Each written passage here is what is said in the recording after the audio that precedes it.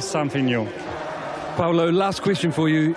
In the future, I'm thinking if that engine is faster, the 22 engine, and we get to somewhere like Austria and you've had time to develop it, do you expect it to start to shine? For sure, before a race, you are always so focused and try to be in the zone. But now everything is a bit lost, you know, because we are just waiting. We don't know what to do. Maybe we go out, maybe we go in, maybe we cannot go. It's a pity. And also, I would like to race in a normal condition, with wet, but normal condition, because I would like to try the MotoGP bike on rain. But at the moment, seems a bit too much, let's say. Fabio, I imagine the team and Ducati have so much experience in the wet, they just put a setting that they tell you will work. Do you have any input on how you want the setting, or you just trust them and go ride it?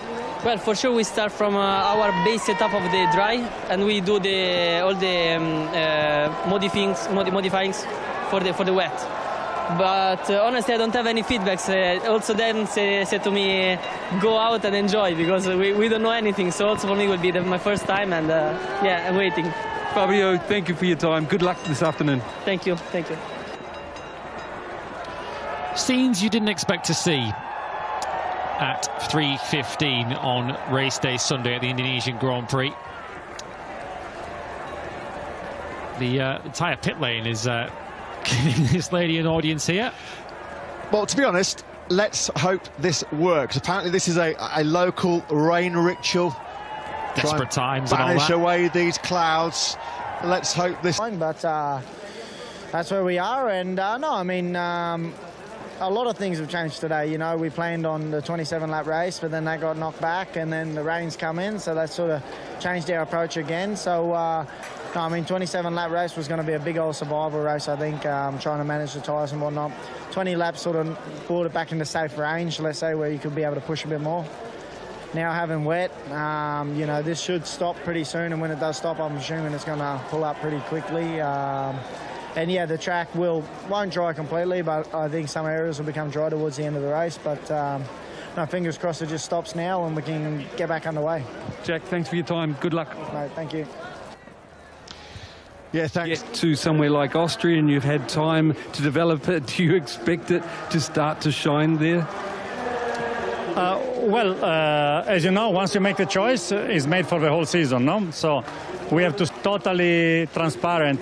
It's so difficult to improve an engine like the engine we were using last year, because it already reached a very high level of performances. So obviously engineers always try to do a little bit better, but sometimes the difference is really small. So it goes back to the feeling of the rider on that engine more than on the actual performance. Paolo, thank you very much for your time. Thank you. Thanks to Ducati Lenovo team manager Paolo Ciabatti with Simon Crafar. We just saw there is the president of Indonesia. That's how big this event is for the nation of Indonesia. Mr. Joko Widodo present, hopefully to see some premier class race action here. The local announcers are doing their best to keep the fans entertained. We've just heard them there, I think, just singing the national anthem.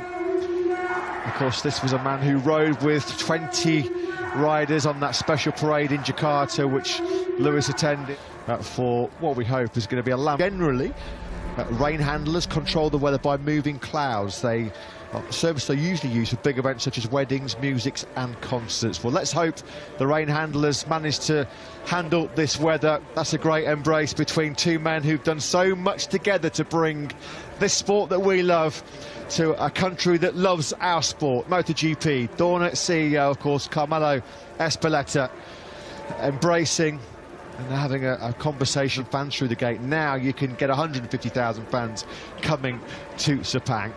It's always great to have international races, to bring the sport to new audiences, to bring the sport to where they love MotoGP.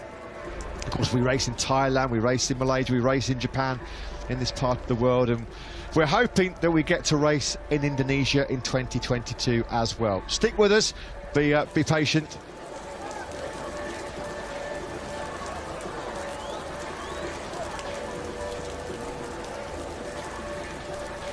It's been one of the regrets, hasn't it, amongst many? Now, basically, we throw away all the data we gather in 5 days, basically. But I'm really now doubting if we can start, because apparently the tarmac doesn't drain. There is a lot of water, so I don't know until when we will be able to postpone the start of the race. Getting back to Morbidelli, I was really happy to see the old Franco flashes of him come back. From inside the box, do you feel he's back on track? Yeah, definitely. He's very happy now. Every time he wants to push, he's fast. He got back the confidence, the speed. Even in Qatar, for me, he looked much better compared to the winter test, and here even more. It's for sure a good and important point for us, because now we can really compare. On the grid, and they can't perform out on the circuit. Well, the band are still going to play the Indonesian national anthem, so myself and Liz will just pause for a couple of moments.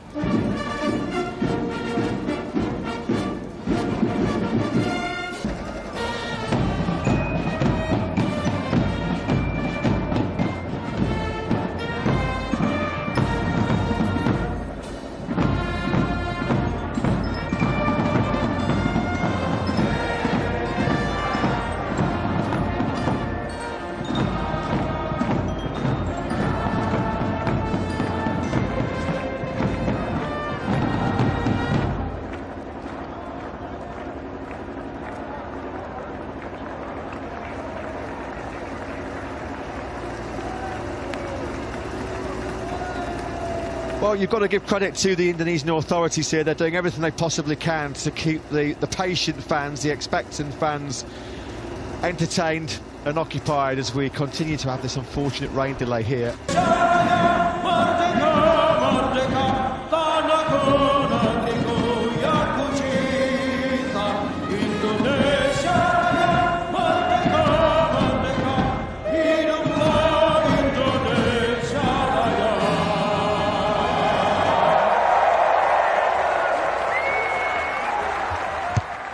A rousing and fantastic rendition of the Indonesian national anthem. Some positive news. Let's say. Fabio, I imagine the team and Jokowi have... Our base setup of the dry, and we do all the modifyings for the wet. But honestly, I don't have any... Apparently this is a local... Jadi sorotan dunia, aksi pawang hujan ini curi perhatian penonton dan juara dunia MotoGP Fabio Pawang. To keep an eye on these conditions, his teammate Elkanah by now, he's had a terrible start. He's down 6 blips on this opening lap. Fabio Quartararo just where he wanted to be, coming under early